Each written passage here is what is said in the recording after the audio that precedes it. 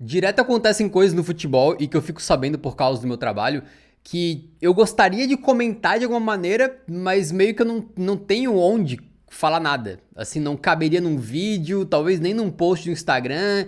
E como eu não uso mais o Twitter, que é onde tu falaria rapidinho sobre alguma coisa assim, eu simplesmente não tenho como falar dessas coisas e fica meio que na minha cabeça assim, que eu gostaria de discutir um pouco, né? Então eu já tenho essa ideia há bastante tempo e vou colocar em prática agora de forma assim super brutona, né? Sem edição, sem nada, mas que é ir selecionando alguns temas menores que passam despercebido durante o mês pra chegar no final do mês e falar sobre eles. Vamos ver o que vocês acham, se gostarem aí me falem que de repente a gente faz um desses por mês, fechou? Bom, o primeiro tema lá no comecinho de abril é o fato de que o Manchester City estava metendo 4-0 no Liverpool, o Cherki foi substituído e trocou de camisa com o Ekitike, né? Ali aconteceram duas coisas esquisitas. Primeiro, quem é que troca de camisa antes do jogo acabar? Ainda mais o Ekitike, teu time tomando de 4-0. Não sei se é o momento ideal pra tu ficar se preocupando em trocar camisa, né? Mas eles trocaram. E o que aconteceu é que o Cherki, porra, um cara muito assim, né, futebol arte, futebol das antigas, ele falou que ele se considera um jogador do futebol antigo. O maluco simplesmente pegou a camisa do Ekitike e foi colocar. Ele foi colocar a camisa do Liverpool. É um negócio que hoje não tem cabimento. Tanto é que ele tava na metade colocando a camisa assim, tava exatamente nesse ponto ali, a camisa metade desenrolada pra baixo assim na barriga. E alguém no banco de reservas deve ter falado: ô Cherki, tira essa merda.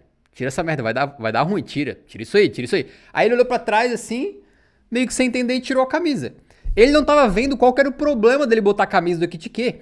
E hoje é um problema muito grande. Tu sequer vestir a camisa do teu rival já é um problema, né? Se um jogador corintiano sair na rua com uma camisa verde, meu amigo, no dia seguinte tem foto de paparazzi no jornal, o cara tá sendo criticado no X lá sem parar. E aqui não é diferente, né? Eu achei essa matéria aqui que pegou um tweet de uma pessoa aleatória, não sei quem que é, que o cara tá falando: ah, o Cherki é maluco. Olha só que doideira, né? Você botar a camisa de um rival é considerado uma loucura, uma insanidade, porque tem muitos problemas. Primeiro que hoje em dia tu é interpretado como desrespeito, né? Tu botar a camisa de um rival. Segundo que tem questões também de patrocínio, de marca, porque será que os patrocinadores do Manchester City iam gostar de um grande ativo do clube, né? Que eles pagam pra estar lá na camisa do Cherki, de repente o cara bota outra camisa com outras marcas na frente. Tem várias questões envolvidas, né? Só que nem sempre foi assim. Eu tenho acompanhado muito e pesquisado muito sobre futebol antigo, né? Bem antigo mesmo. Para vídeos que eu tenho feito sobre a Copa do Mundo, inclusive alguns que nem foram pro ar, eu comecei a assistir todos os melhores momentos que existem, né? Pesquisar histórias da Copa de 1930, que foi a primeira. E eu começo a ver assim como que o futebol mudou muito ao longo do tempo, né? Uma dessas coisas que mudou muito é exatamente isso. Aqui vocês estão vendo uma foto do nosso querido lendário Gerd Müller levantando a taça da Champions League em 1974 pelo Atlético de Madrid. Né? Só pode ter sido o Atlético que ganhou essa Champions aqui, porque, pô, tem dois caras do Atlético ali no palco. Vamos ver as outras fotos, ó. Dois jogadores do Atlético de Madrid levantando a taça. Então isso aqui é claro que o Atlético ganhou aquela Champions, né? Não, rapaziada. Isso aqui é o Paul Breitner, uma das lendas do Bayern de Munique. Todos esses caras são jogadores do Bayern. E todos eles estão literalmente comemorando o título da Champions com a camisa do rival que eles acabaram de ganhar. É claro que não era um rival tipo Borussia Dortmund, e sim um oponente de outro país, mas ainda assim não é chocante, cara. Essas fotos são insanas. Nessa foto tem mais jogadores do Bayern de Munique vestindo a camisa do Atlético de Madrid do que vestindo a própria camisa do Bayern. Tu olha assim e tu fala: cara, Atlético de Madrid foi campeão e eu posso provar. Não foi. Não foi. Tá aqui o Gerd Müller, ó, bigodinho. Tá aqui o Paul Breitner. Agora tu imagina se é hoje, né? Se o Cherki gerou toda essa treta por botar metade da camisa do Ekitike, imagina um time inteiro comemorar com a camisa do rival, como foi nessa época. E tem mais. Ah, mas Atlético de Madrid não tem rivalidade com o Bayern, Beribê, Borobó. O que vocês acham disso aqui então, rapaziada? Depois da Argentina eliminar o Brasil na Copa de 90, o Maradona trocou de camisa também, acho que foi com o Miller, e botou a camisa do Brasil. E tava comemorando o título não, a eliminação do Brasil, ele tava comemorando com a camisa do Brasil. Olha como insano que é isso, cara. Olha aqui, parece que é a imagem feita por IA, né? Não é não, rapaziada. Aqui ele trocou a camisa com o Miller, né? E tá ali comemorando com a camisa do Brasil, com a rivalidade intensa que tem entre Brasil e Argentina.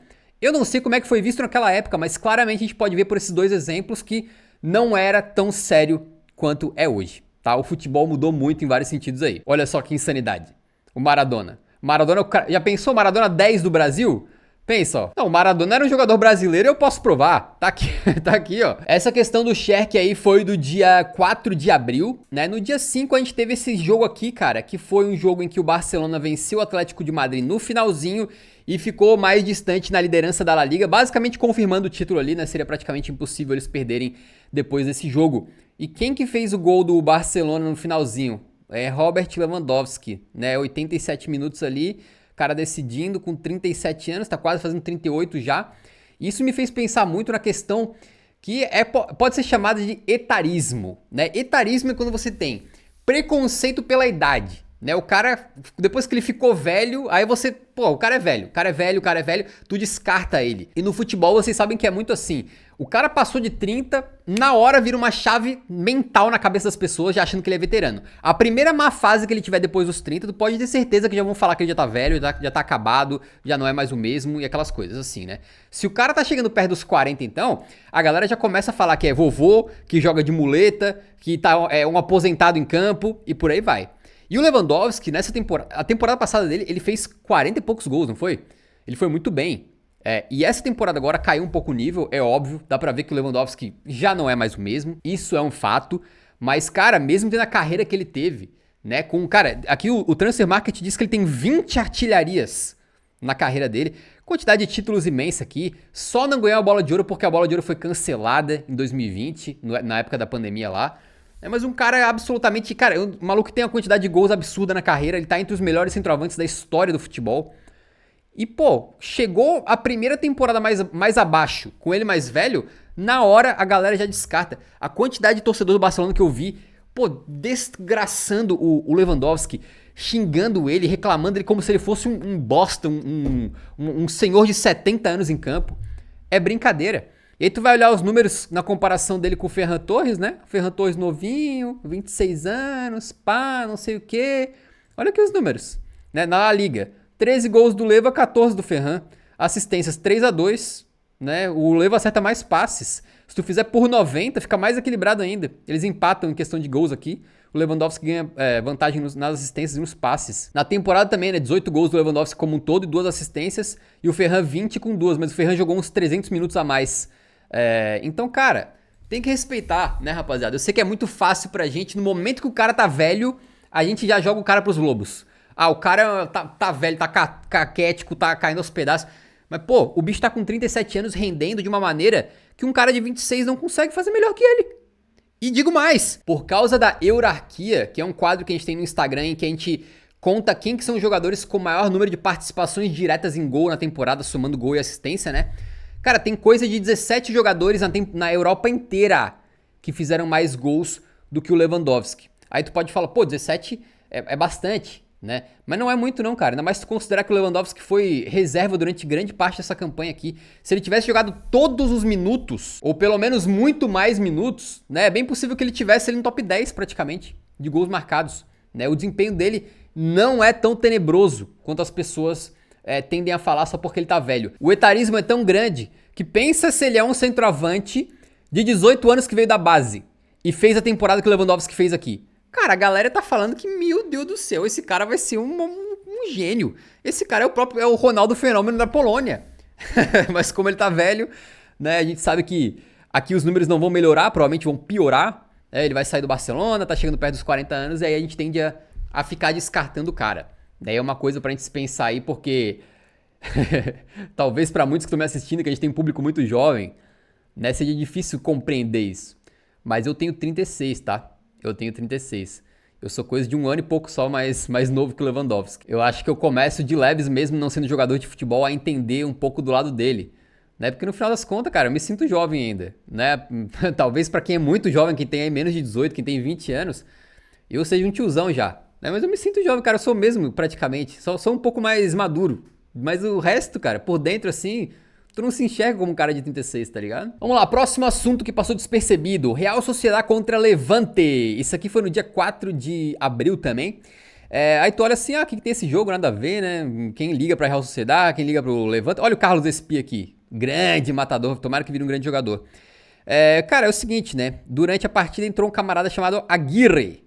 Vamos ver quem é esse camarada aqui. O Aguirre, Ibai Aguirre, 19 anos da Real Sociedad. Ele fez a estreia profissional dele nesse jogo. Ele jogou coisa de 6 minutos, rapaziada. Entrou em campo ali, pá, 6 minutinhos em campo, né? Quem liga? Quem liga? Essa rapaziada que liga, dá uma olhada.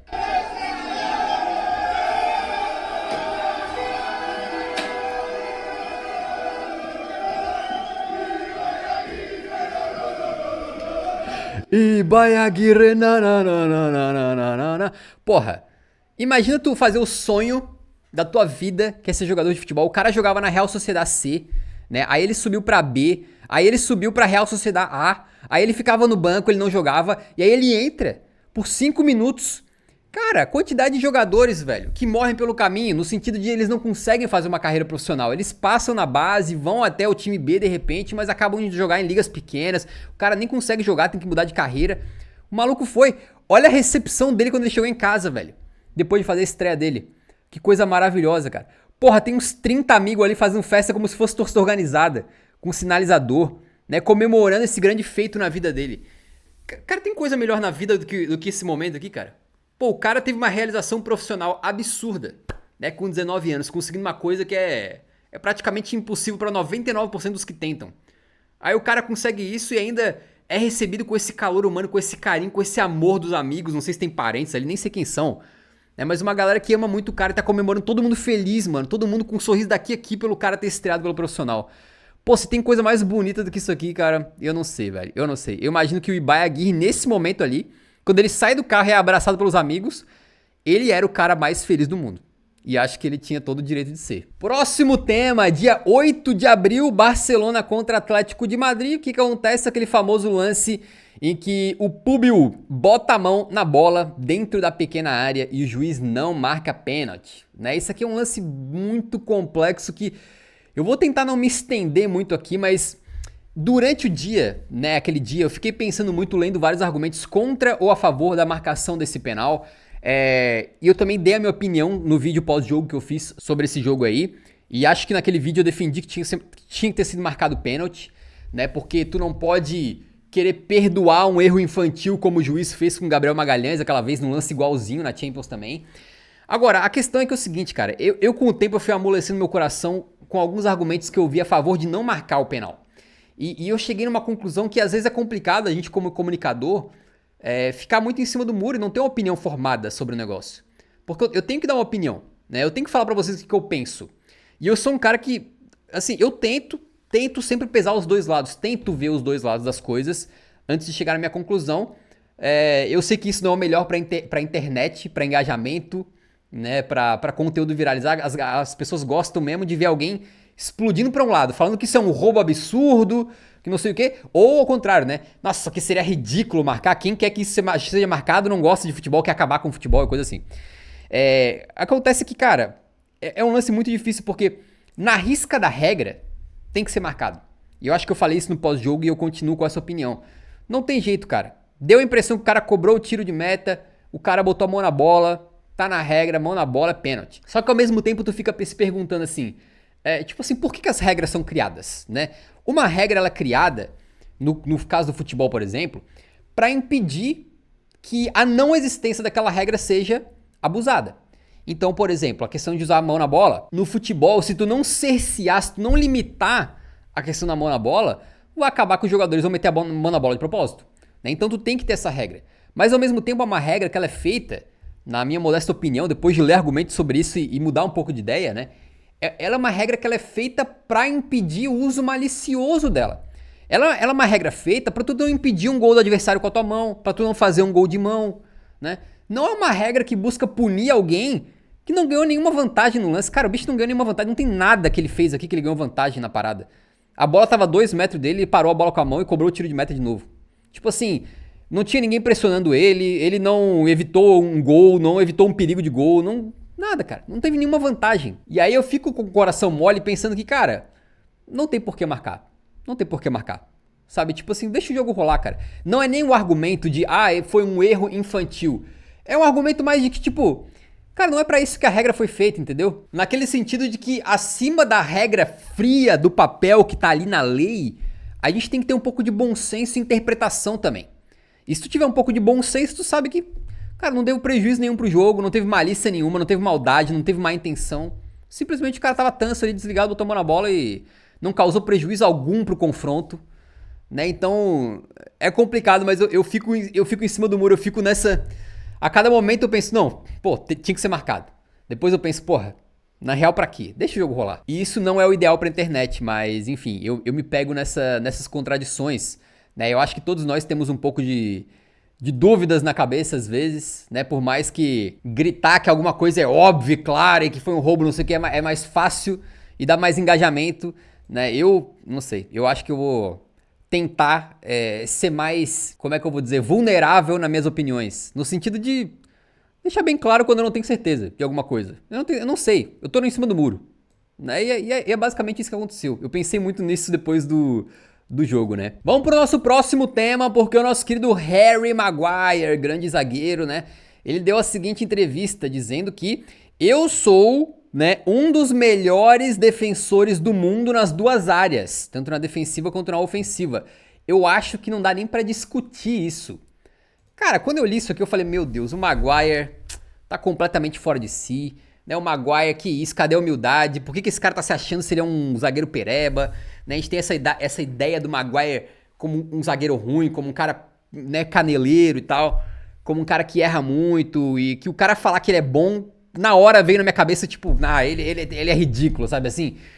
Só que quando tu vai ver, né, isso é uma coisa muito triste de como o mundo funciona hoje. Eu acho que a gente tem muito dessas reações rápidas, automáticas, e eu não tô criticando os outros sem falar que eu cometo os mesmos erros, tá? Também acontece comigo isso. Essas reações imediatas, né, que fazem a gente se expressar sem pensar muito. E às vezes, e não é nem às vezes, é muito, tá? O que mais tem na internet eu diria que é isso. Sem ler o negócio. A galera lê manchete e comenta com base em manchete. Se tu for naquele esgoto tóxico que é o Twitter, é só isso. Ninguém clica no link. Inclusive, né, por todos os deméritos que tem aquela plataforma, tem uma coisa que é bem legal, que se tu tentar clicar num link, se tu tentar retweetar um link sem ler, ele fala, pô, tem certeza que tu quer fazer? Tu não leu o artigo, irmão, tu não clicou no link. Eu acho isso massa. Mas, cara, a parada é que ele fala assim, de forma muito humilde, né, querendo cavar uma vaga na Copa, é verdade, mas ele diz, qualquer função que o técnico queira me dar, né, seja começando o jogo ou tentar decidir depois, né, entrando como reserva, eu aceito, sacou? E ele falou que ele é um dos melhores defensores do mundo nas duas áreas. Ele não tá falando que ele é um dos melhores defensores do mundo, ponto. O que seria um pouco ridículo da parte dele, né? Ele tá falando que ele é um dos melhores defensores na área.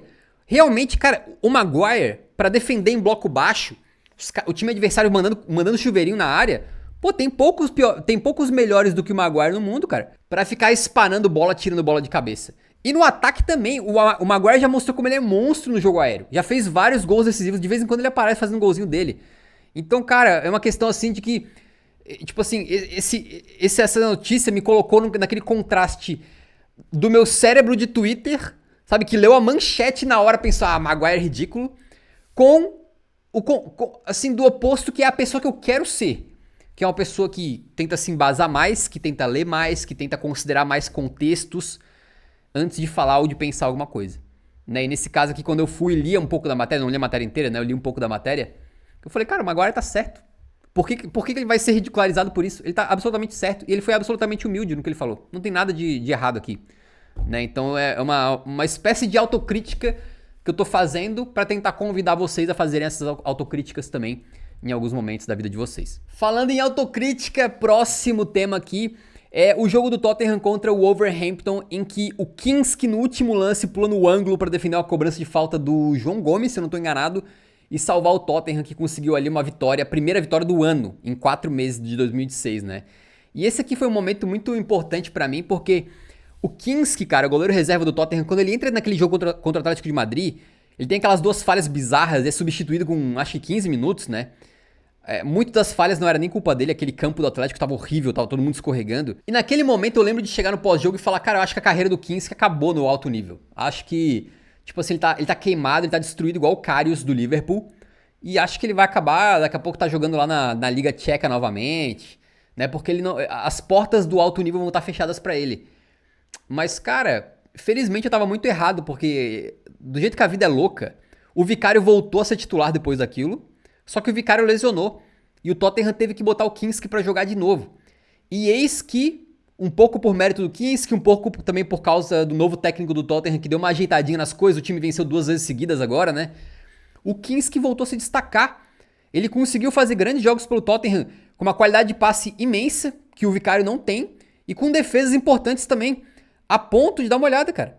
Kinski eleito o melhor do Tottenham na partida contra o Wolverhampton, né? Imagino que deve ter sido eleito o melhor do jogo como um todo também. E o Kinski foi nomeado a ter aquelas votações de melhor defesa do mês na Premier League. E ele foi nomeado para melhor defesa do mês. Né, cara? Ele é um cara muito jovem, embora às vezes pelo rosto dele não pareça, mas acho que ele tem 23 anos. E que teve uma força mental brutal, cara, de conseguir superar aquele momento contra o Atlético que derrubaria muita gente, né? Faria o cara tremer a próxima vez que ele entrasse em campo e voltasse a jogar com muita confiança. A bola no pé, certinho, passando direitinho. Cara, muito legal. É uma retomada imediata. Não foi um cara que precisou ficar em baixa por 2 ou 3 anos para depois retomar a carreira em outro lugar, né? Não, o cara imediatamente já conseguiu salvar sua reputação, de certa maneira. E agora já mudei de opinião. Não acho que a carreira dele tá encerrada no alto nível, não. Inclusive é capaz que ele continue sendo titular do Tottenham. Vamos ver como é que tá, porque realmente ele tá jogando bem. Né? Então parabéns pra ele e torço muito pelo sucesso do Kinski. Por falar em Tottenham, né, vocês sabem que eu tava morando na Geórgia, em Tbilisi. Né? Lá o pessoal ama o Kvaratskhelia. Ele é provavelmente o melhor jogador georgiano de todos os tempos. Tudo tem Kvara, tem murais do Kvara na rua, a galera picha Kvara na rua. Pô, propagandas, é tudo com Kvara. Tem água, uma aguinha lá patrocinada pelo PSG com o Kvara na frente. Tudo é Kvara naquele país. Ele é o jogador mais... O Kvara é o Pelé da Geórgia, nesse momento. Beleza? E, cara, isso me faz pensar como que...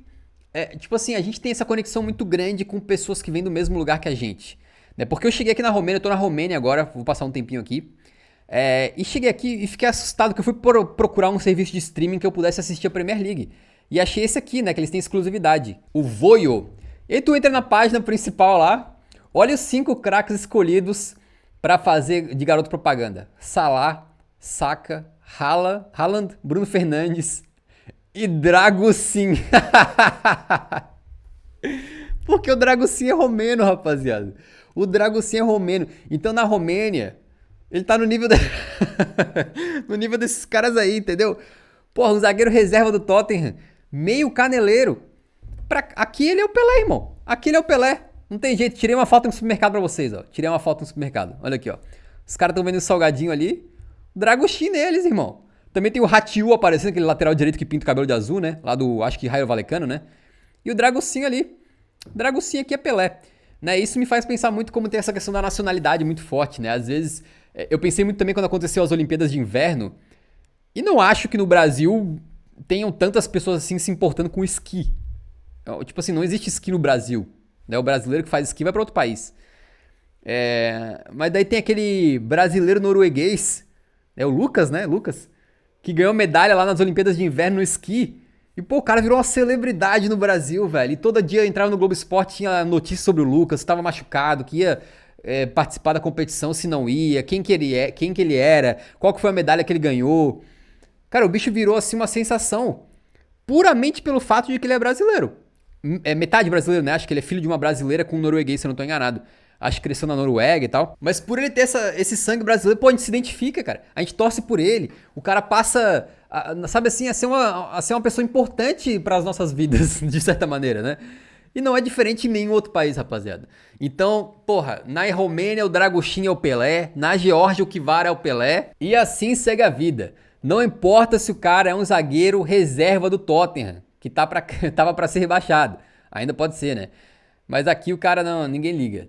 Aqui o Dragusin é um espetáculo, irmão. Aqui já no finalzinho do mês de abril, eu tava assistindo toda a campanha do Brasil em todas as Copas do Mundo, né? Pra me informar um pouquinho mais aí. E cheguei nesse momento aqui que eu parei e pensei, cara, é mais um momento daqueles que o futebol mudou muito, como eu falei pra vocês no início desse vídeo, né? Vamos tocar esse vídeo aqui que eu acho que não vai dar problema de direitos autorais. Vamos lá. O camarada chega aqui, pá, mete a bola pro fundo da rede. Quem tá jogando de branco é o Brasil. Beleza? A gente jogava de branco até a Copa de 1950, né? Aí ele faz o gol. Olha a comemoração, que isso? Tá brigando com a rede. Pegou a bola ali, pá. Não parece uma comemoração de um jogo importante de Copa do Mundo, né? Não parece mesmo, rapaziada. Isso aqui era o grupo final da Copa. um jogo contra a Suécia que o Brasil meteu 7-1. É bem verdade que o jogo foi fácil, né? Mas o fato é que naquela época, na verdade, durante muito tempo no futebol, as comemorações eram muito diferentes de hoje. Hoje as comemorações são muito individualistas, sendo que o cara, por exemplo, ele acabou de chegar num time. O cara é novato ali. Ele meteu um gol, a primeira coisa que ele faz é ir pras câmeras, ir pro público, fazer a comemoraçãozinha dele, alguma coisinha que ele pensou, em vez de abraçar os colegas de equipe. Enquanto no passado era muito mais coletivo, tu geralmente via os caras se voltando pros colegas, abraçando a rapaziada. Não que não tenha isso hoje em dia também, inclusive, quando o cara hoje em dia vai pra bandeirinha de escanteio, os outros vão lá abraçar. Né? Mas antes a primeira coisa que o cara fazia era olhar pra trás, abraçar e tal. As comemorações também eram muito mais no lugar, tá ligado? O cara fazia um gol e geralmente ele pulava ali, comemorava ali, erguia os braços ali. Ele não ia correndo pelo campo inteiro, até a linha de fundo, até a arquibancada, se jogar na plateia, na bandeirinha de escanteio. Geralmente ele comemorava mais, ele era um pouco mais contido. Eu não tô criticando as comemorações de hoje em dia. Eu tô só ressaltando como que era diferente na época. É importante ressaltar isso porque eu não sou contra o cara, pô, extravasar, ser alegre, ser feliz, comemorar gol mesmo. Acho que tem que comemorar, fazer dancinha, faz tudo. Né? E outra coisa, essa questão das comemorações de marca registrada. Hoje em dia, todo jogador, o cara já sai da base tendo uma coisinha que ele quis fazer. Ele já foi treinando com os amigos, né? Pegando umas ideias, o que ele pode fazer, qual que é o negócio que ele vai fazer, a comemoração, o gesto dele e tal. Porque todo mundo quer ter a sua, a marca registrada, todo mundo quer ser o Cole Palmer, tá ligado? Tem jogador hoje que o cara faz 3, 4, 5 comemorações quando ele faz um gol. Eu lembro do gol do Rodrigo pelo Real Madrid, que, cara, ele vai lá e ele faz umas 4 comemorações assim na bandeira de escanteio diferentes, tá ligado? E naquela época não tinha nada disso, era muito espontâneo. Ninguém ficava fazendo, alô mãe, o frio, não sei o quê. Era tipo assim, porra, o cara erguia os braços, abraçava os colegas, o Pelé socando ar de alegria, né? E hoje em dia é muito diferente isso, cara. Então é mais uma das coisas que o futebol mudou bastante. E outra coisa que mudou muito foi também a questão que eu vi no futebol antigo, né? É que, cara, no passado eles apanhavam mais, porque tinha muita pancadaria que o juiz deixava rolar, não tinha cartão até a Copa de 70, vale lembrar, né? E eles não reclamavam, rapaziada. Assim, em geral, né? Tudo que eu tô falando aqui é em geral. Em geral. Naquela época, maluco entrava com a trava da chuteira na altura do teu joelho, tu caía no chão com dor e era isso. Hoje em dia, maluco entra com a trava da chuteira, passando a 2 centímetros da tua chuteira, o cara já cai no chão, botando a mão na cara, botando a mão na canela, rolando. Hoje em dia, cara, existe uma propensão muito maior dos jogadores a tentarem fazer antijogo, a tentarem fazer algo antidesportivo, que é tentar enganar o árbitro a todo momento, ganhar vantagem de qualquer maneira. Eu não tô nem discutindo por que isso é feito, porque é uma questão complexa, né? Inclusive, muitos juízes são culpados disso, porque se o cara não cai, ele não marca falta. Então o cara é obrigado a se jogar pro juiz marcar. Então tem algumas questões ali pra serem discutidas, mas o futebol antigamente era mais agradável nesse sentido. Né? Não querendo ser saudosista, mas assistindo muita coisa antiga nos últimos meses, cara, no passado o jogo rolava, mano. O jogo rolava, tinha contato e era de jogo. O cara caía, levantava e seguia. Hoje em dia, puta, cara, tudo os jogadores reclamam. Tu assiste um jogo, tudo, qualquer lateral, qualquer escanteio, qualquer falta pra qualquer lado, todos os jogadores estão reclamando a todo momento. É chato pra caralho. Eu, sinceramente, nessa parte aí eu já virei saudosista, tá? Já tô com nostalgia de um futebol que eu nem assisti na época, porque eu sou de 90, né? Eu não vi o futebol antigo assim. Mas pelos melhores momentos, assim, por assistir partes de jogos completos, inclusive, realmente, cara, hoje o futebol tá chato com essa coisa. É muita simulação e muita reclamação. E no passado, era campo e bola, irmão. Tomou uma entrada, falta, levanta e continua jogando. Mais um jogo da Copa do Brasil de 50. Acho que eu não vou tomar problema de copyright com isso aqui, porque é muito antigo, mas vamos lá. Agora Brasil e Espanha, tá? Nosso querido Ademir, craque daquela época do Brasil, faz um gol. Olha só o gol, olha o gol. Gol do Brasil! Vocês viram alguma coisa? Não, né? Não viram nada, né? Porque, obviamente, as filmagens daquela época eram de um nível patético, era horrível. Isso aqui era uma época que a Copa não era transmitida pela TV ainda, né? E a gente não tem imagens direito, cara. Isso aqui, ó, é de um canal chamado Joefas, que o cara faz um trabalho fantástico de documentar essas Copas do Mundo antigas. E ele aparentemente pegou essa filmagem na Filmoteca Espanhola. Vai saber como é que ele conseguiu isso, né? Mas o fato é que esse camarada aqui, o Joefas, ele faz um trabalho melhor botando os pedacinhos de imagens que ele consegue encontrar em vídeo, com pedacinhos em foto, descrevendo o que aconteceu. Eu não sei como que ele consegue as informações, mas o trabalho dele de preservação da história do futebol é muito superior ao trabalho de preservação da FIFA. A FIFA, tu entra no acervo deles, não tem praticamente nada dessa época, dessa Copa. Tu não consegue encontrar as coisas aqui. Não consegue. E, inclusive, creio eu que essa aqui deve ser a única filmagem que exista desse gol na história e não mostra nada, porque o cameraman tava focando na torcida. Quando ele volta, tinha saído o gol. Ninguém sabe como é que o Ademir fez esse gol aqui, rapaziada. Não dá pra ver nada. E provavelmente não tem registro em nenhum outro lugar, a não ser as pessoas que estavam no estádio lá, que devem ter registrado de alguma maneira, não sei como, no diário pessoal, sei lá, ou dos jornalistas que estavam lá, né, dos jornais que escreveram no dia seguinte. Mas filme mesmo, vídeo, não tem. O gol aconteceu e a gente só sabe porque o Joefas World Cup History fez um vídeo aqui montando, porque se dependesse da FIFA, nem dava pra saber, irmão. E bom, último tema do mês então, esse vídeo tá ficando bem longo, né? É que eu vim aqui pra Romênia, peguei um serviço de streaming chamado Prima Play. Deixa eu ver se dá pra abrir pra vocês aqui. Ó, tamo aqui no Prima Play, né? Tão rolando jogos agora mesmo. Tem um jogo de handebol aqui, o que é isso? Tem um jogo do Campeonato Romeno, é isso? Vamos assistir aqui, o que tá rolando. Ih, rapaz, para pra não dar problema. Né? Qual que é o problema aqui desse player, né? Vocês estão vendo que eu passo aqui, ó, eu não tenho como voltar. Eu não tenho como voltar. E os pós-jogo que eu faço nesse canal, eles dependem muito de eu poder voltar. Em Tbilisi, na Geórgia, felizmente tinha... Felizmente ou não felizmente, mas cara, eu achava muito bom. Tinha um serviço de streaming basicamente, na Geórgia inteira, que tinha basicamente todos os campeonatos. Então tu não tinha que ficar pagando 2, 3, 4, 5 serviços de streaming pra assistir os jogos que tu quer. E além de tudo, eles tinham uma barrinha de tempo real pra voltar, igual numa live no YouTube, que tu pode voltar, mesmo com a live rolando ao vivo. Né? E isso era muito, muito espetacular pra mim, como eu faço meus pós-jogo, porque acontecia um lance, o que eu fazia? Eu pausava, voltava, revia ele várias vezes com calma, tirava screenshots das melhores ângulos, com calma, podia voltar, passar pra frente depois de novo e tal. Se eu precisava, sei lá, sair pra fazer um xixi, eu ia no banheiro, voltava, eu conseguia depois voltar um minuto pra trás, um minuto que eu perdi pra ver se aconteceu alguma coisa, né? Era muito espetacular pra eu poder fazer isso aqui, esse tipo de vídeo. E aqui eu não tenho mais essa parada. Né? Então por que eu mostrei essa foto do Kvara? Porque esse é um lance que aconteceu agora entre Bayern e PSG, em que o Kvara saiu na cara do gol, chutou e perdeu. E a transmissão não mostrou muito replay. E eu não tive como tirar screenshots. Antes eu tiraria as screenshots certinha. Pô, o Kvara fez isso, passou por esse, driblou esse, saiu na cara do gol, errou o gol assim, papapá. E aqui foi tipo, eita porra, se eu perder a screenshot agora eu não consigo tirar mais. E aí eu tirei screenshot assim na correria. E aí ficou isso aqui. Isso aqui foi a melhor screenshot que eu consegui pra mostrar o momento e não mostra praticamente nada. Mostra o Kvara correndo com o Kim Min-jae, tá ligado?